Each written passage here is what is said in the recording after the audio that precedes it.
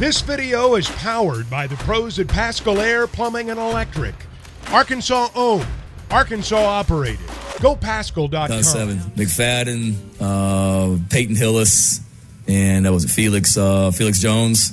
Yeah, I think they each ran for like 500 yards apiece. I'm a young coach. It's my first year on the staff. I mean, I'm coaching defense, but I'm taking a back seat to the older coaches on that defensive staff, and I'll never forget. This was after they've gone up and down the field on us, but the defensive coordinator's on the field, and he's talking to one of the coaches in the press box, and we can't stop him. It's obvious. And the defensive coordinator's talking to one of the coaches in the box, and the coach in the box is like, hang on a second, just don't say anything. I'm up here drawing. And the coordinator's like, you're up here drawing? He's like, yeah, I'm putting together a plan here that we can do some stuff to try and stop them. And I'm like, oh, crap. Like, if we're up here drawing stuff up on paper right now in the middle of the first quarter, we're in for a long night. And we were. That is Shane Beamer talking about memories of being at Razorback Stadium in 2007 when Arkansas set a school record rushing for 542 yards, and Darren McFadden also set the school record for single-game rushing yards at 321.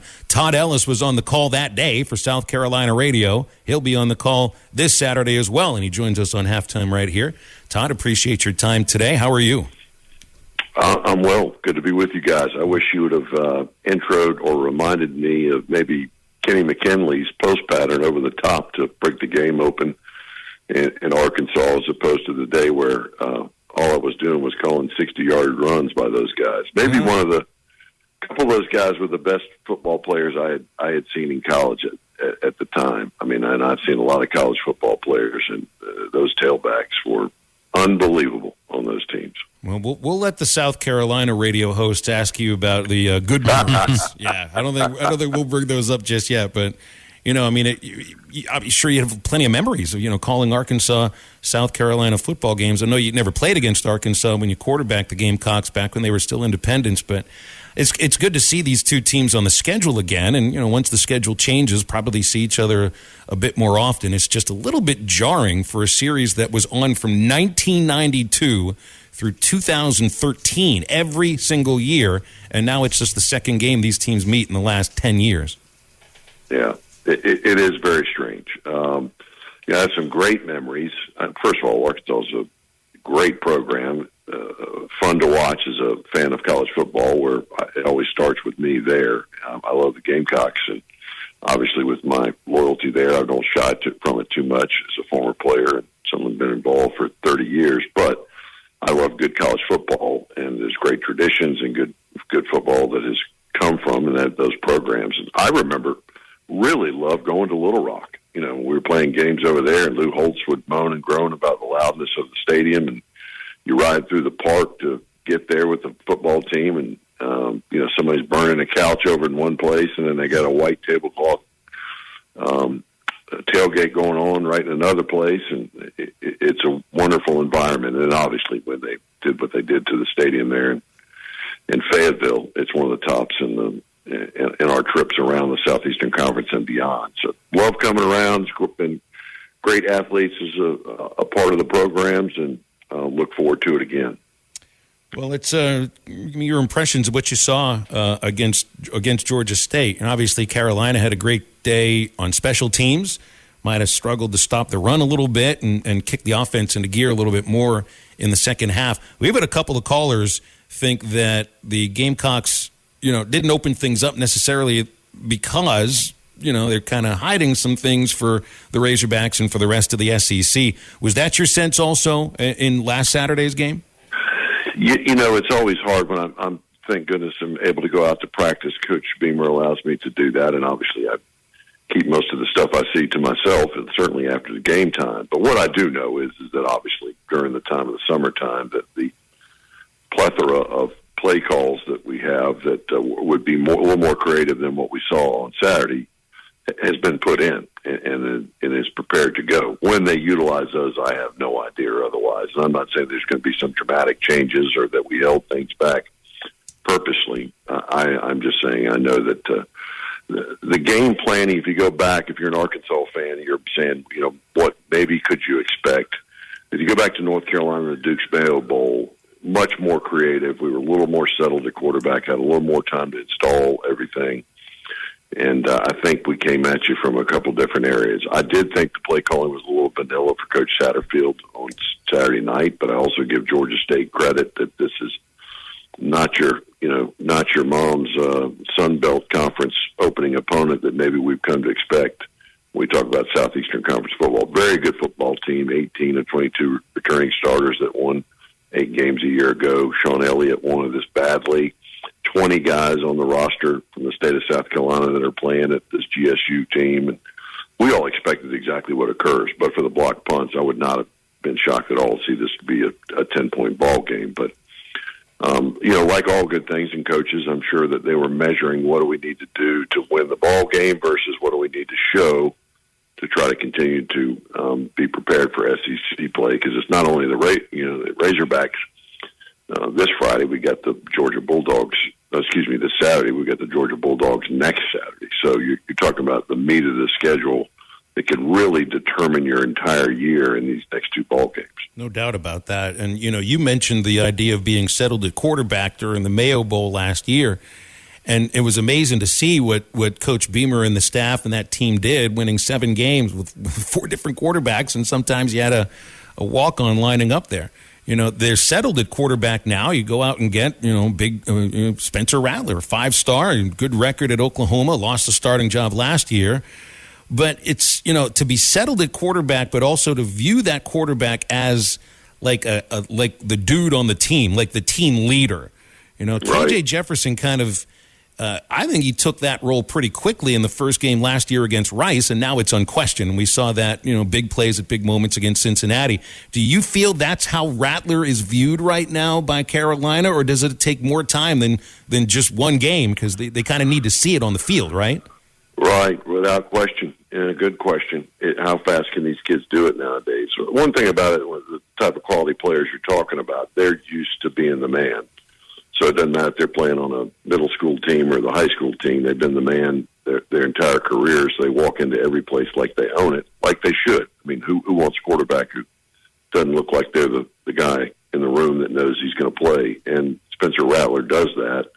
He's come in with great confidence, but he's also been humble. He stayed out of the spotlight to a certain degree. He did not go, and Coach Beamer did not bring him to SEC Media Days when clearly 85% of the questions were related to his play and what his role would be.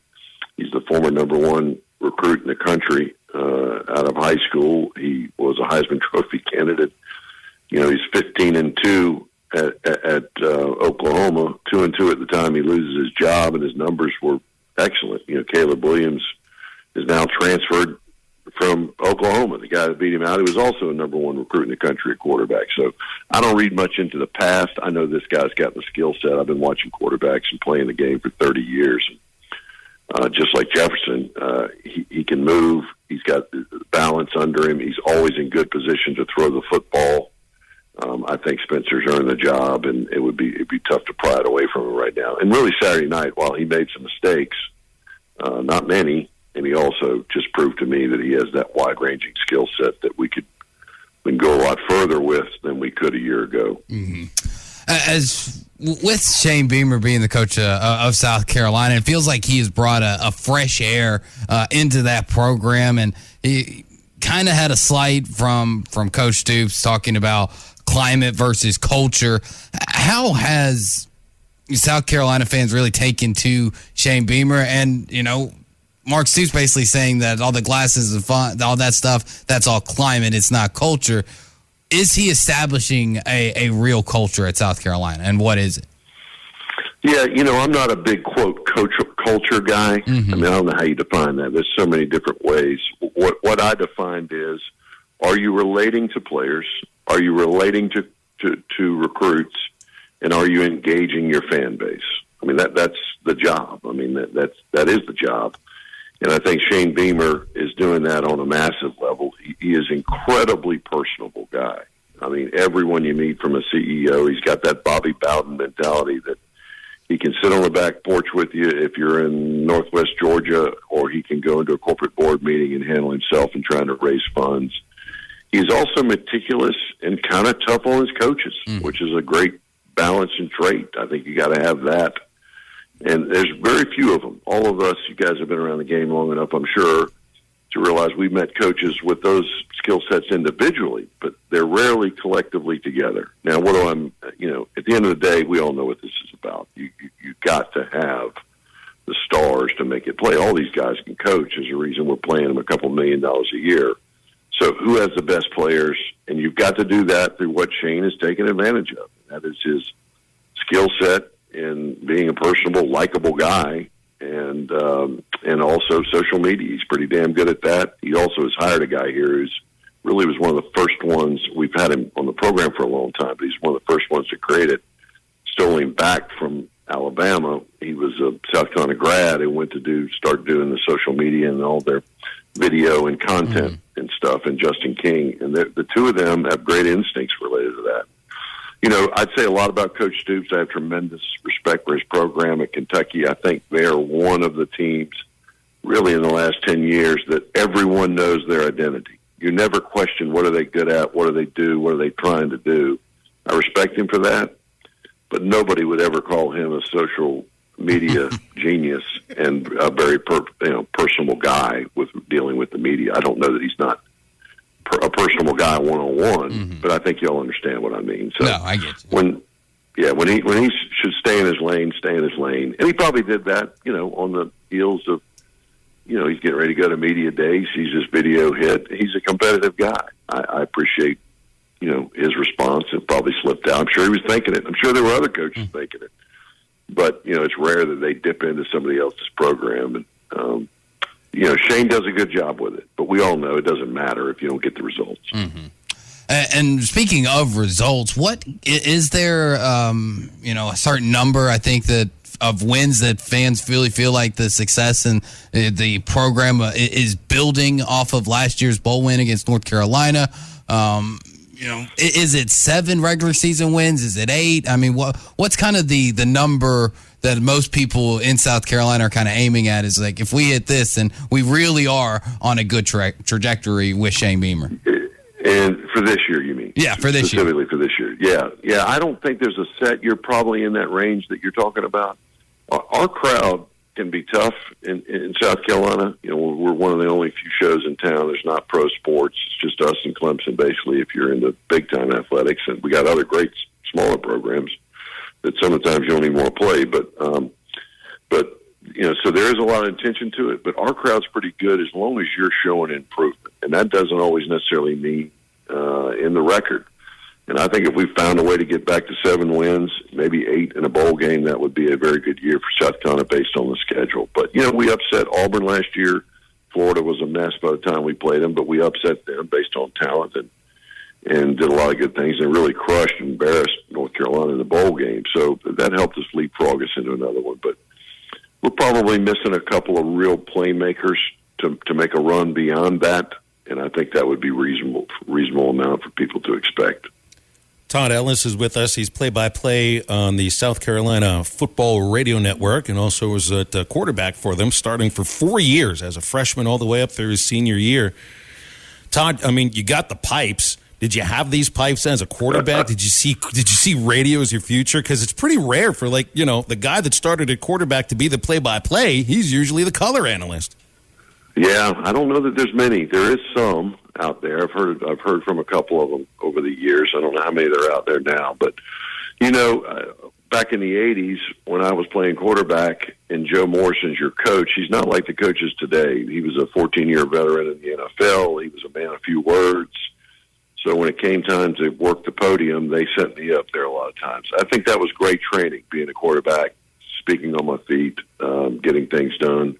And then I built my way up. When I was in law school, they asked me to do the sidelines, and then they asked me to take over and do the television show, and then eventually to do the play-by-play. I had done some play-by-play for replays and some television. Obviously, television and radio is a lot different. So, no, it was kind of over a period of time, and my interest grew. At first, I didn't really have that much of an interest in it. And then when I got into it, I worked with the great Bob Fulton, who was the voice of South Carolina for 43 years. And working with him and gaining confidence, and then all my other friends were going to the games, and and the people in law school were going. So I said, yeah, I'll do it. It'll be a good way to make some money, keep me busy. And the next thing you know, I really kind of fell in love with it. And the other thing is this, it was like I said at the beginning, I'm still a huge, huge fan of college football. I mean, I love watching the games, and everybody's ever heard me call a game knows how much I enjoy it on individual greatness and great plays. I still could go watch, 7-on-7 practices with our squad or any other squad and get into the fact about how someone's doing their job or making an excellent play. And so, no, it wasn't really, I could have seen myself because I was answering questions all when I was in undergrad and playing football as the quarterback of the team, but did not know I'd have a 20-year career as play-by-play, at least so far. Well, and I'm sure being up in front of the team as much as you were in that case might have been good training for your other career, which is as a trial lawyer. No question. And I got to ask no question. I got to ask about the live mascot, of course. Derek Scott and I are good friends. We come together for baseball quite often. We've had him on the show. So I messed with him a little bit, and all I got was the eye roll emoji from him.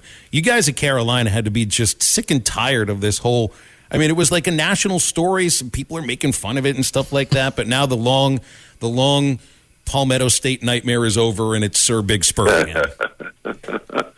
Yeah, I have great respect for anybody who supports the program. So that's my bottom line, number one. And whether you do it in an awkward way that may not be a cup of tea for many, many people, they still are involved in the program, and they take it tremendously serious. And whether somebody else in Nebraska or New York thinks it's a serious issue, then, we don't really care. I know you guys are shocked by that. We're in the South.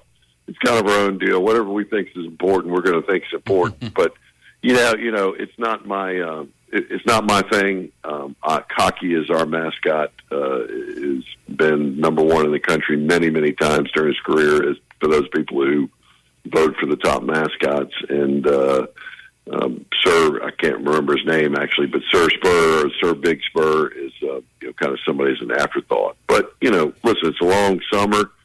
There was no baseball playoffs. This little thing rose up like it was a bad soap opera, and people jumped on it. And people. There's two things people like: nicknames and jersey colors. So they always want to weigh in on what the Gamecocks are going to wear, and then nicknames and things of that nature. And that's okay. I mean, there could be worse things going on. So you're right. It wasn't my cup of tea to get involved with it. And Cocky's my guy or gal, whoever's in the suit, and doing what they need to do. But I'm glad it's put to bed. Yeah. Now it's all about football, and we appreciate you coming on here and talking about football and the other things with us too. Thank you so much, and have a great call Saturday. All right, guys. Good to be with you. Appreciate it. It's Todd Ellis, former South Carolina quarterback, and now in his 20th year calling South Carolina football. Is the fastest and easiest way to wager on all your favorite sports, contests, and events with first-to-market odds and lines. Find reviews and news for every league, including Major League Baseball, NFL, NBA, NHL, combat sports, esports, and even golf. BetOnline continues to be the top online resource for all your sports information, from live in-game betting, props, and futures. Head to BetOnline today or use your mobile device to join today and make your first sports bet. Use our promo code BELIEVE50 to receive your 50% welcome bonus on your first deposit. That's BELIEVE, BLEAV 50. That's BELIEVE, BLEAV 50. Bet online, where the game starts.